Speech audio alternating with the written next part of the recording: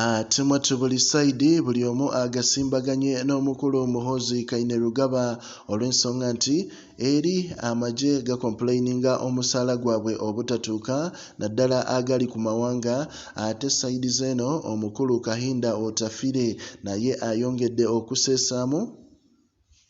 ate bwe yavuddeyo n'alabula n'agamba nti abo abeeyita ba standby generators ate mwatunga generators ezo nfu teziyina mulamwa era 2026 ezo temutawaana ozeetantala ozironda kubanga mujja kwolekera obuzibu bwe mutamanyi. Yes, Progen Media ate era ensonga zeeyongedde okukwata wansi ne waggulu naye nkujjukizaamu nti omukulu Haji Mukisa Karim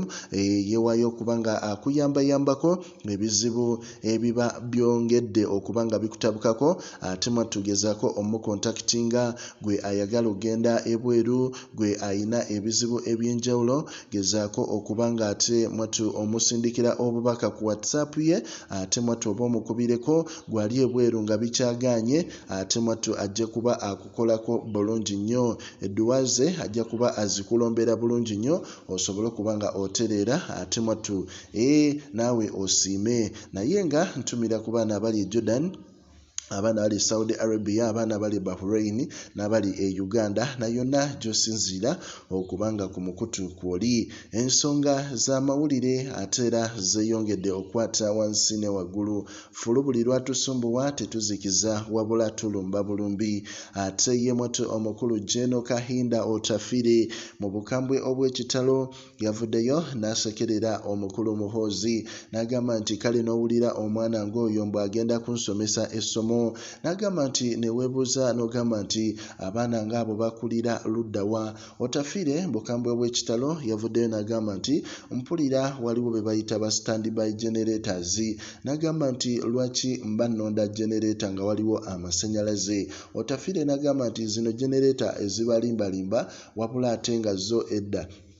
wabula ng'ate zo zino generator zaafa dda teri n'emu ekola just kuwuddisa abantu kuteekawo mbeera. Omukulu Otafire yadde mukambwe nnyo n'agamba nti era abantu waliwo generator ze batalina wa naddala amatu gaabwe naziwa opportunity kudda okubaako bye zibagamba kubanga tebalina kye bagamba ggwanga. Omukulu ono yadde alumba Muhoozi era ng'agezaako omukakasa nti byonna bya planinga talina lugendo n'amugamba ajja kubeera disappointed ku ballot paper mu 2026 olw'ensonga nti teri amumanyi mu ggwanga lino okuggyako okwesiba ku bantu ng'ayita ku mukutu gwe ogwa Twitter.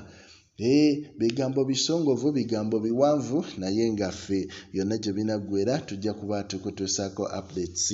wano ku Progen Media likinga commentinga mwatwerawo subscribing. Wenna atawaanyizibwa amagini emirimu gy'agaana ekyeyo kikalubye saako oyagala genda kubeera ng'okuba kyeyo wabula nga visa egaanye ebintu byo byesibye tewali kitambula kigenda maaso. Kankwanjulire Haji Mukisa Karim omusomi w'edduwa Nakinku agenda okusumulula byonna ebikusibye akuggyeko ebyo ebizimu ebijinni ebikulemeseza okubeera ng'ate otuuka woolina okubeera ng'otuuka. Mukubire ku nnamba y'essimu erizi 778 92 41 era ng'osobola okubeera ng'omufuna ne mukutu gwo gwa WhatsApp. Haji Mukisa Karim omusomi w'edduwa atagenda kubeera ng'akuyiwa.